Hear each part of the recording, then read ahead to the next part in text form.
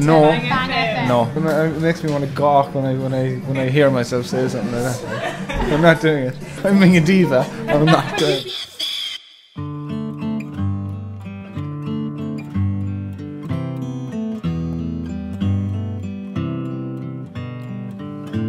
Good morning and welcome to Breakfast Time on Bang FM. Today's show is one not to be missed, especially for you McFlannery fans. As described in a recent review, the shy Corkonian stonemason by day, troubadour by night, caused quite the stir with his husky voice rich with charisma and charm. He has drawn more comparisons with the young Tom Waits than any other artist in recent memory. He found fame in his early 20s with the launch of his EP, Evening Train. He went on to win various awards, including the US Songwriting Competition in Nashville, Tennessee in 2005. He won a Meteor Award for Best Male in 2009 and was named as Hot Press's Most Promising Act of 2009. He was nominated for the Choice Music Prize for Irish Album of the Year 2008.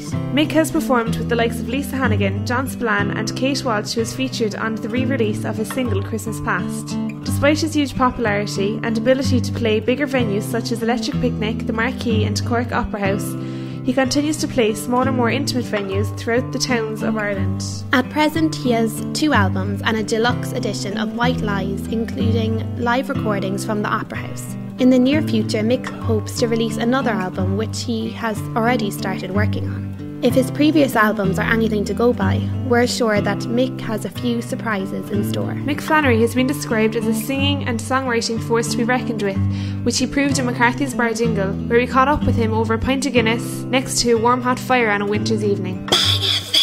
So we're here in McCarthy's Bar and Dingle with Mick Flannery, and thanks very much for having a word with us. Tell us how it began, how you came from a stonemason to this. I just started doing songs when I was about 15 or 16, but I didn't play them for anyone until I was 20. I was too shy. You were in a band, were you? Blackthorn? I was, yeah. They were my best friends, like. The 3 of them still are, really. Like. We were going to call the band, like, Music Interferes with Our Social Life, because we were more about drinking than playing, like, so.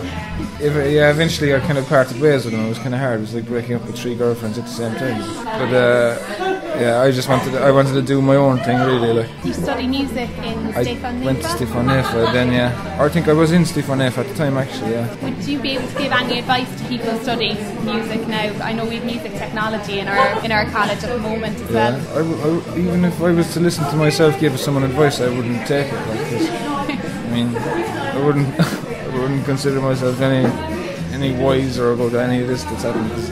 It's all a bit weird. Like. Sharing the stage with Lisa Hannigan and people of that sort, do you not feel like it's kind of evolved? Like so many more people are buying your albums, coming to our gigs. Yeah, it's definitely gotten a bit busier. Just trying to stay as normal and boring as I possibly can. Do you prefer the intimate gigs like tonight now, or would you prefer I know you did live at the Marquee as well? Yeah, it's different. This is a bit more. No, they're both actually nerve-wracking in their own way. Like, because the people are very close to you, like, and all your mistakes are very obvious. In the Marquee, then there's just so many people. Like, a huge crowd of people is very nerve-wracking as well. You feel like, geez, I need a bigger show for this. Like, I at least should dance or move around a little bit, or stop staring at my shoes. How do you go about writing your songs? It's usually just music first, and then search for subject matter then for a couple of weeks. It doesn't really happen very quickly for me, like, so I kind of labour at it a bit. Like.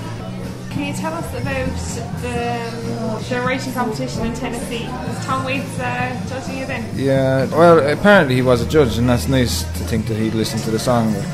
But I wasn't. It was no face-to-face person. It was a send off your CD, pay $15, enter the competition, hope for the best. It was good, like, it was great. Only that when they rang me, I was off to drink for 2 weeks. And I was feeling great, like. And they rang me and they said, "You've won and you have $2,000, and I went like straight on the piss, like. But he is one of your influences, is he? Yeah, I listened to a lot of Tom Waits. I read an article there and you were compared to young Tom Waits a few weeks ago. So yeah. That must be a bit of an honour, like. Well, yeah, it's nice. Like, it's better than being compared to ABBA or anything like that. I don't know. I think I tried to be a bit too much like that before I'm trying not to now, but I'm probably still not doing it. We noticed in pictures and stuff you play your guitar, The wrong way around. Yeah, the wrong way around. It was because my mother had a right-handed guitar, and I wasn't supposed to be playing the guitar. I was supposed to be playing the piano. Yeah, she didn't want me to change the strings around, so I just put it upside down and played it that way. It's not a whole lot different. It just looks weird. It shapes. At a recent gig you said, I have the stage presence of a boot. Yeah. Why would you say something like that? Well, sometimes I say sheep. But it's kind of the truth, like. But is that not stage presence in itself? Is it hypocrisy, is it? I don't know. I'm not very good at, being personable with the audience, I suppose, like that. I just kind of, like now, like, trying to string a sentence together is very difficult for me. Like. And when I'm talking in front of 60 people or whatever it is, quite hard, I find, anyway. And do you think it's completely different then from actually singing that? Do you think that's why you're so good at, like, putting a song on paper and delivering it, you know? I don't know. I don't consider myself all that good, like, but maybe it has something to do, like, with the fact that I don't communicate very much apart from singing, like, you know. I probably don't talk that much, like, with very little practice. I was asked to ask you, when is your next album out? Because everyone's dying for it. Next autumn, hopefully. We're started to record some stuff, but we haven't finished yet. And Besides the relaunch of the rehash of what's already been done. Yeah. I don't know what that is. That's some cheap money spinning kind of gimmick, I'd say that is. That wasn't my idea.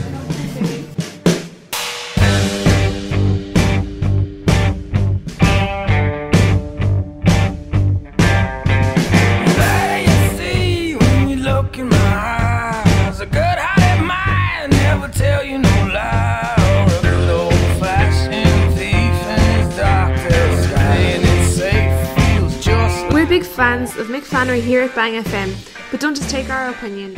We caught up with some people after the gig, so here's what they had to say.